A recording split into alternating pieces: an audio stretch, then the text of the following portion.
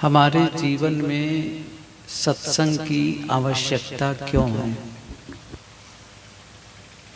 आप लोग सत्संग का आयोजन करते हैं, धन लगाते हैं, समय देते हैं, शक्ति लगाते हैं। ऐसा क्यों? क्या सचमुच इसकी जरूरत है? जैसे जीवन जीने के लिए कुछ चीजों की जरूरत होती है। सबसे पहली चीज क्या है? भोजन, फिर कपड़े, फिर मकान। और इसके लिए मेहनत करते हैं। ये बात तो समझ में आती है। इसके बिना जीवन नहीं चलेगा। भोजन के बिना जीवन नहीं चलेगा, कपड़े के बिना जीवन नहीं चलेगा, घर मकान तो चाहिए ही। इसलिए मेहनत करते हैं। ये बात तो समझ में आती है। भाई, जिससे जीवन न चले तो मेहनत करके पाओ उस चीज को। लेकिन सत्संग के लिए भी मेहनत करते हैं। उसके बिना जीवन चल जाएगा। सत्संग न करो तो भी जीवन जिएंगे आप। भोजन न करो तो नहीं जिएंगे, लेकिन सत्संग न करो तो बहुत लोग हैं सत्संग नहीं करते तो भी तो जीते हैं। लेकिन फिर भी अपने घरों में बुलाते हैं, जहां सुनते हैं, सूचना आई कि वहां सत्संग है, वहां चले जाते हैं। काम धाम छोड़ के जाते हैं। यहाँ जितने लोग बैठे हैं, ऐसा थोड़ी है कि घर में कोई काम ही नहीं है, फालतू बैठे थे चलो घर से सत्संग में आ गए यहाँ, ऐसा तो नहीं। सबका अपना काम, फिर भी आए। क्या सोच करके आए? रोटी, कपड़ा और मकान से हमारा जीवन गुजर होता है, और सत्संग से जीवन सुधार होता है। एक है जीवन गुजर और दूसरा है जीवन सुधार। केवल जीवन गुजर सभी प्राणी करते हैं। छोटे से छोटे प्राणी हो, बड़ा सा बड़ा प्राणी हो, सभी जीवन गुजर करते हैं। केवल जीवन गुजर करना ही तो उद्देश्य नहीं है। जीवन गुजर करते ही क्यों है? बात तो यह है। पूज्य गुरुदेव सद्गुरु श्री अभिलाष साहब जी कभी कभी ये प्रश्न उठाया करते थे, क्यों कमाते हो? खाने के लिए। क्यों खाते हो? जीने के लिए। क्यों जीते हो? पता नहीं क्यों जीते हैं। जीने का उद्देश्य भी तो चाहिए। किस उद्देश्य से जी रहे हैं? मैंने कहा ना, जीवन गुजर करते हैं। जीवन गुजर करते क्यों हैं? देखो, ये पंडाल बना, तो पंडाल क्यों बना? सत्संग के लिए। सत्संग उद्देश्य न हो, कोई कार्यक्रम का उद्देश्य न हो, तो पंडाल बनाएंगे क्यों? ऐसे ही है। जीवन का कोई उद्देश्य होता है। जब आप अपने घर से चलते हैं कहीं जाने के लिए, तो उद्देश्य होता है, मुझे कस्बा जाना है, तब घर से बाहर निकालते हैं। मुझे कोलकाता जाना है, मुझे दिल्ली जाना है, या पड़ोसी के घर जाना है। ये सब क्या है?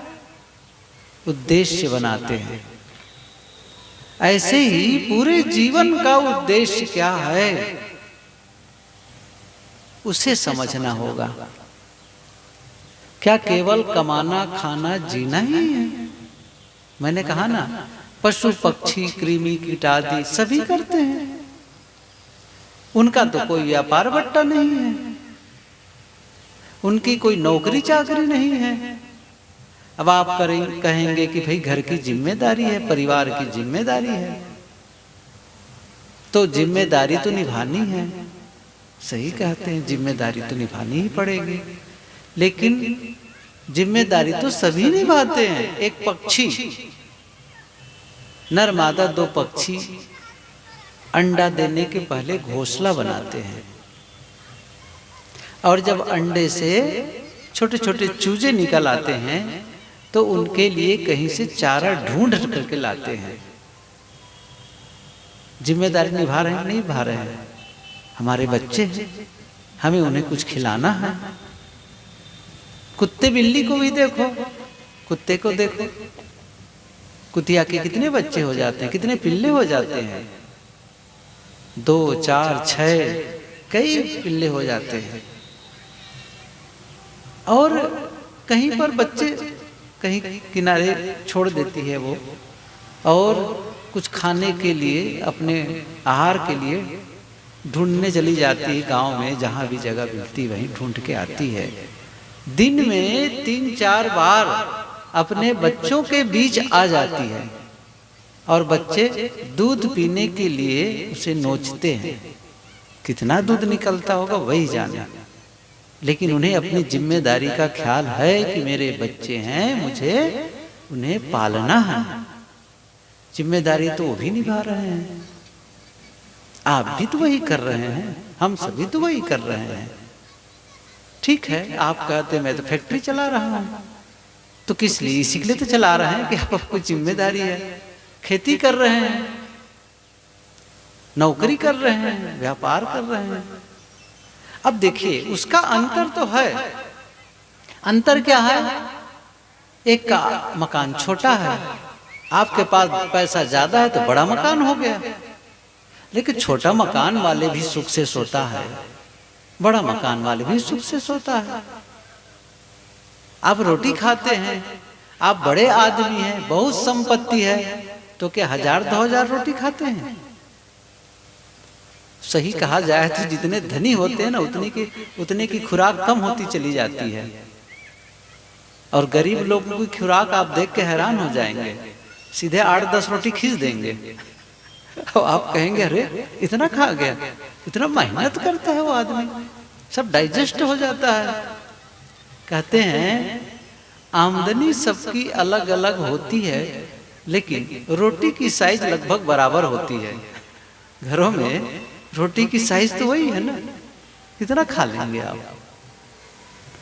कहने का मतलब यह हुआ कि अब आप कहेंगे भी क्वालिटी, अच्छा चलो रोटी के साथ मक्खन लगा लिए, घी लगा लिए, कोई सूखी रोटी खाए, पेट तो भर गया ना।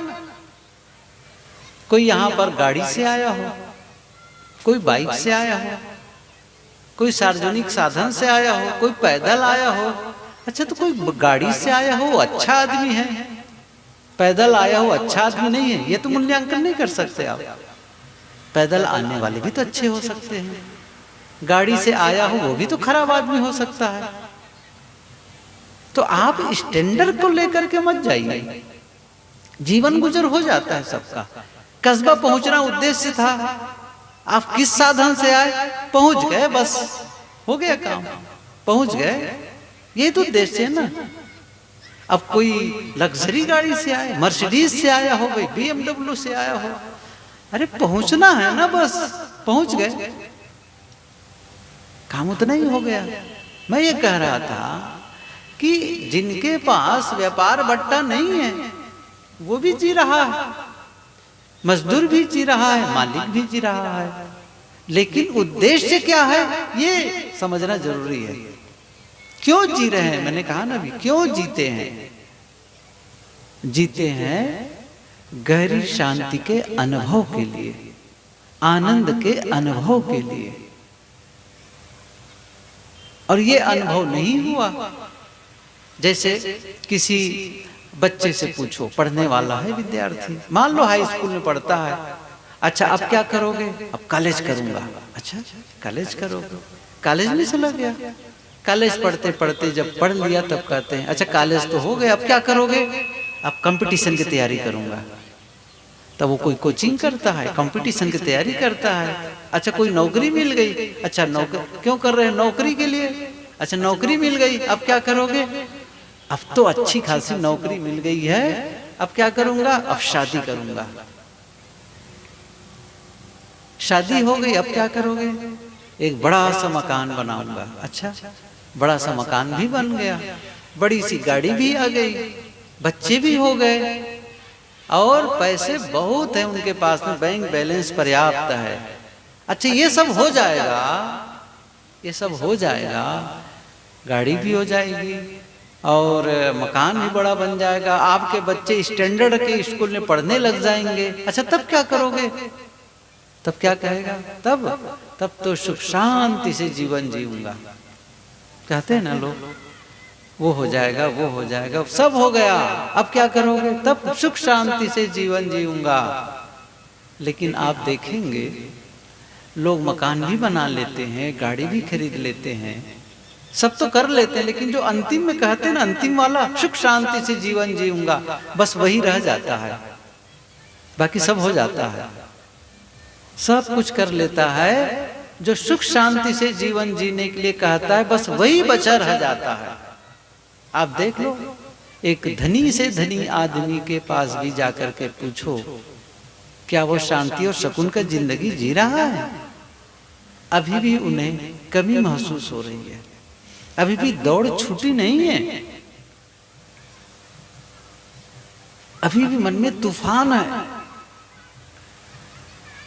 स्वास्थ्य और उसको जो बहुत ज्यादा बहिर्मुखी होता है, बहुत ज्यादा धंधे पानी में लग जाते हैं। कई लोग तो ऐसे होते हैं जिनका स्वास्थ्य भी चौपट हो जाता है, स्वास्थ्य की भी चिंता नहीं रहती है, संबंधों की भी चिंता नहीं रहती, परिवार में कलह बना रहता है, आपस में संघर्ष बना रहता है, धन को लेकर के, किसी बात को लेकर के, छोटी छोटी बातों में उद्वेगित होता है, क्रोधित हो रहा है, झुंझला रहा है, चैन की नींद नहीं ले पा रहा है।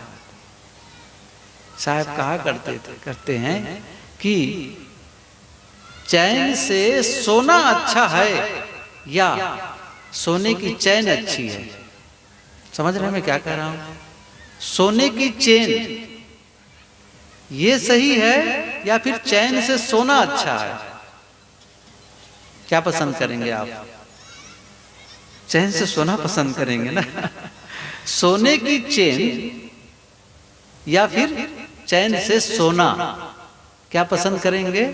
चैन से सोना। एक कहा जाता है कि एक बड़ा सेठ, बहुत बड़ा कंपनी का मालिक, और उसका एक मुनीम था, एक कर्मचारी था, और तो सेठ का काम क्या होता था, काम करता था ऑफिस में जाकर के, फिर वो बताना, उनको करना, वो करना, हिसाब किताब, काम अधूरा होता था तो घर ले आता था, घर में घंटों काम करता खा करके, किसी भांति जागता, पहले ऑफिस आ जाता, देर में ऑफिस से लौटता, धन तो बहुत था।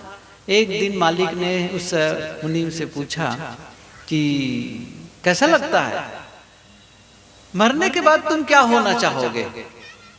मेरे समान मालिक बनना चाहोगे कि फिर अपने समान नौकर बनना चाहोगे, मुनीम बनना चाहोगे अगले जन्म में? उसने कहा, मैं मरने के बाद आप सरीखत नहीं बनना चाहता हूं, जैसे आप जी रहे ना वैसा मैं नहीं होना चाहता हूं, भले मुझे नौकरी करनी पड़े, नौकर हो जाऊंगा।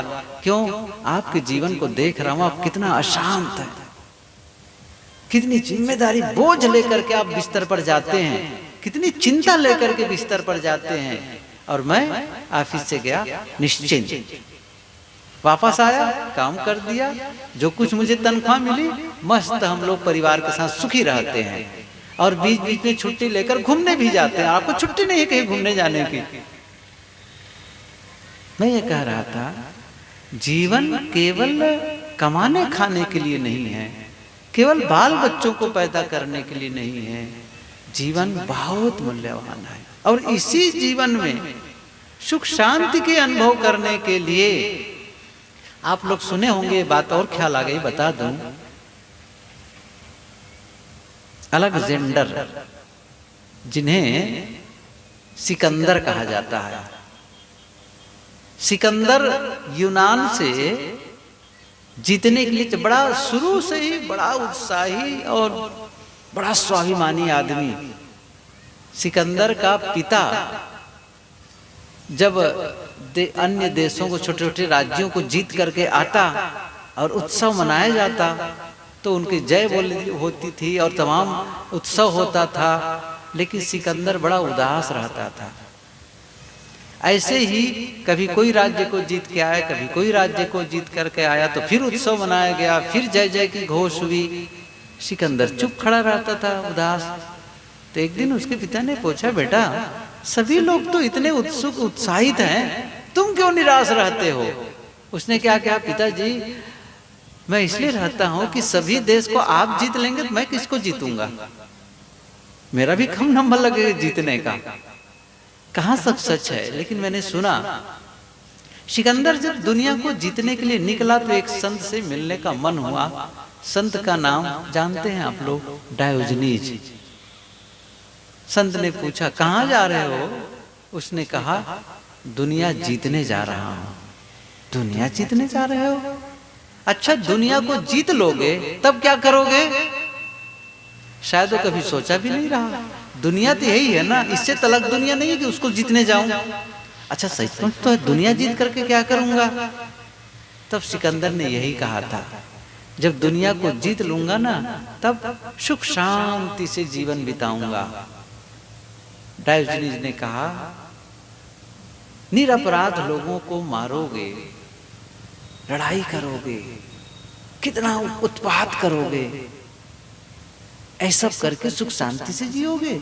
और इतना तूफान करने की क्या जरूरत है? मैं तो यहाँ पर सुख शांति से जी रहा हूँ, आ जाओ मेरे साथ में, तुम भी सुख शांति से जियो। ये सब झंझट करने की जरूरत ही नहीं है दुनिया को जीतने की। दुनिया विश्व विजेता भी चाहता है सुख शांति का जीवन जीऊं, एक सामान्य व्यक्ति भी चाहता है सुख शांति से जीवन जीऊं। और ये कैसे होगा? ये होगा जीवन सुधार से। मैं क्या कहा शुरू में, एक है जीवन गुजर और दूसरा है जीवन सुधार।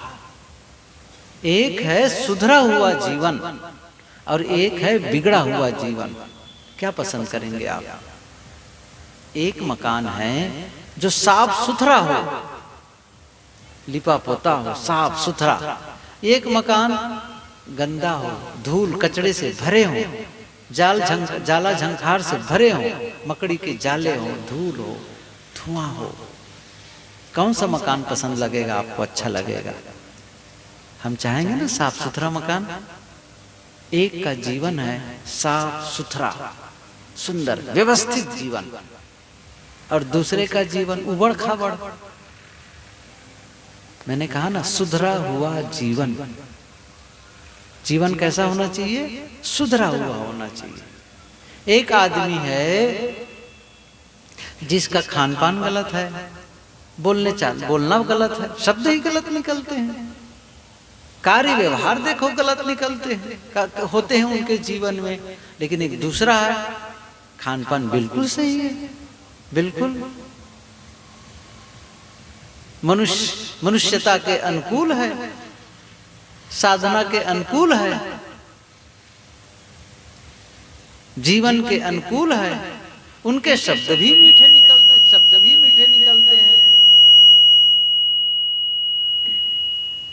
शब्द भी मीठे निकलते हैं, व्यवहार भी बहुत पवित्र है, समझ भी अच्छी है। अब आप देखिए, जीवन तो सभी जी रहे हैं, लेकिन मैंने कहा ना, एक सुधरा हुआ जीवन होता है और एक बिगड़ा हुआ, ऊबड़ खाबड़। जैसे सड़क पर आप चलते हैं तो कौन सी सड़क पसंद करते हैं? वह सड़क जो साफ हो, चिकनी हो और सही हो। जो सड़क उखड़ी हुई है, उबड़ खाबड़ हो, आप कई बार पूछते हैं, भैया 2-4 किलोमीटर घूमना, थोड़ा दूरी भले पड़े लेकिन सही सड़क बताओ। बाइक से जा रहे हो, कार से जा रहे हो, 2-4 किलोमीटर का थोड़ा राउंड भले पड़ जाए, दूरी भले पड़ जाए, लेकिन सही सड़क होनी चाहिए। एक है उबड़ खाबड़ वाली सड़क और दूसरा है सही सलामत सड़क। यही है, एक जीवन है जो उबड़ खाबड़ है, एक दूसरा जीवन है सीधा सपाट, सही अमित जिनका साथ करना अच्छा लगता है, ऐसे लोगों का साथ करना अच्छा लगता है जो जिनका जीवन अच्छा है। और ऐसे लोगों का साथ करना हम पसंद नहीं करते जिनका जीवन उबड़ खाबड़ है। और इसी के लिए सदगुरु कबीर ने यह बात कही है, संगत की जय साधु की, हरे और की व्याधि, ओछी संगत कुर की आठों पहर उपाधि। संगत से सुख उपजय, कुसंगत से दुख होए, कहाँ ही कबीर तहाँ जाइए जहाँ अपनी संगति होए। सदगुरु का ये संदेश, संगत कीजिए साधु की, साधु की संगत। अब साधु की संगत का मतलब केवल इतना न समझ लें कि जो साधु का कपड़ा पहना है वही मात्र साधु है। साधु का कपड़ा पहन लेना, ये अभी सुन रहे थे कुछ देर पहले ही, वो साधु का बनना है, होना नहीं है। कबीर साहब ने ये बात कही भी है, साधु होना चाहिए पक्का वह के खेल, कच्चा सरसों पेर के खरी भयाना तेल। साधु होना चाहिए, एक बनना दूसरा है होना। बनना ऊपर से होता है, जैसे मैं कपड़ा पहन लिया सफेद, ये क्या है, बना गया। बाल छोटा कर लिया या फिर बाल बढ़ा लिया, तिलक लगा लिया, माला पहन लिया, जटर कर लिया, ये सब क्या होता है, ऊपर का वेश है, ऊपर का बाना है। ये ऊपर के लिबास से कोई साधु नहीं हो जाता है, साधु बना गया है। साहब कहते साधु होना होता है भीतर से, होना है भीतर से। इसलिए साहब जो कह रहे हैं कि संगत कीजिए साधु की, तो साधु का मतलब देखो, साधु का कपड़ा पहनना हो वो भी साधु है, ऐसा नहीं है कि वो कोई गलत हो, ऐसा भी नहीं है। लेकिन कई बार साधु के कपड़े में लोग, साधु के कपड़े पहनने वाले लोग भी गलत होते हैं। गलत इस मामले में, कुछ लोगों से पूछो भैया तू गांजा पीने कैसे सीख गया? अरे संगत में जाते जाते गांजा पीना सीख गया। होता है ना, बीड़ी पीना कहाँ से सीख गया? सोच रहे ना, ये संगति का प्रभाव है। साहिब इसलिए कहते कुसंगत से दुख होए। और आपके ही रिश्तेदारी में कोई हो सकता है, आपके गांव में कोई ऐसा आदमी हो सकता है, आपके मित्रों में से कोई ऐसा हो सकता है जो बहुत सज्जन है, उनका खान पान बढ़िया है, बोली वाणी बढ़िया है, और आपको जब आपसे कोई गलती हो जाती है तो आपको सही सलाह भी देता है, आपके बाल बच्चों को भी सही सलाह देता है। कहीं आपके घर में गए, बच्चों को किसी प्रकार देखे कि बच्चों की हरकत सही नहीं है, तो सलाह देंगे, देखो बेटा ये जीवन का सही रास्ता नहीं है, जीवन ऐसे जिया जाता है। घर में बहू बेटी है, सास बहू है, यदि उनमें कोई खटपट है उनको भी सही सलाह देता है। देखो एक दूसरे को सह करके जियो, लड़ भिड़ करके सुख शांति नहीं मिलेगी। उनकी सलाह भी अच्छी होती है, व्यवहार भी अच्छा होता है, आचरण भी अच्छा होता है, और आप चाहते भी हैं ऐसे लोग हमारे घर आया करें, आया करें।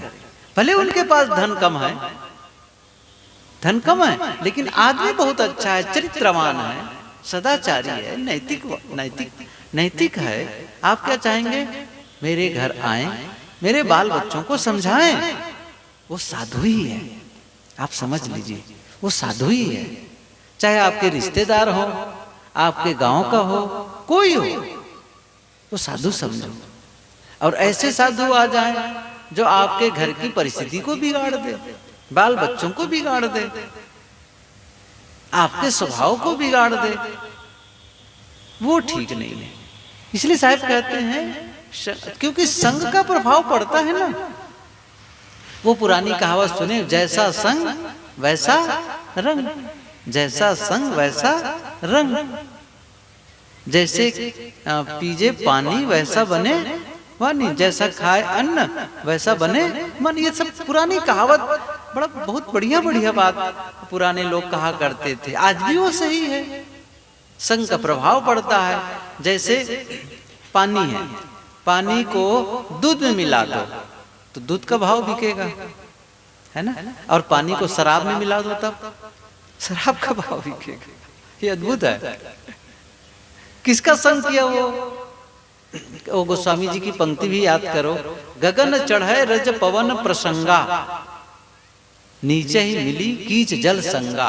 गगन चढ़े रज पवन प्रसंगा, रज माने धूल, आकाश में उड़ जाती है पवन के संपर्क में आने से। गगन चढ़े, बिल्कुल सरल है, गगन चढ़े रज पवन प्रसंगा, पवन के साथ करके आकाश में धूल उड़ जाती है, लेकिन वही धूल पानी के साथ में आने पर कीचड़ हो जाती है। नीचे ही मिली कीच जल संगा, जल के साथ करने से कीचड़, और नीचे आने पर धूल वही है, लेकिन हवा से आकाश में उड़ गई। धूल वही है, पानी से संपर्क में कीचड़ हो गए। आप किसका साथ कर रहे हैं? आप किसका साथ कर रहे हैं? अच्छे लोगों का या बुरे लोगों का? अच्छे लोगों का साथ करो, क्योंकि उसका भी प्रभाव आता है, उसके गुण आचरण आपके जीवन में आने लगते हैं। इसलिए साहब करें, संगत कीजिए साधु की हरे और की व्याधि। ओछी संगत, गलत लोगों के साथ करोगे तो उनकी गलतियां धीरे धीरे धीरे आने लगेगी। आपको मैं बताऊं, यदि आप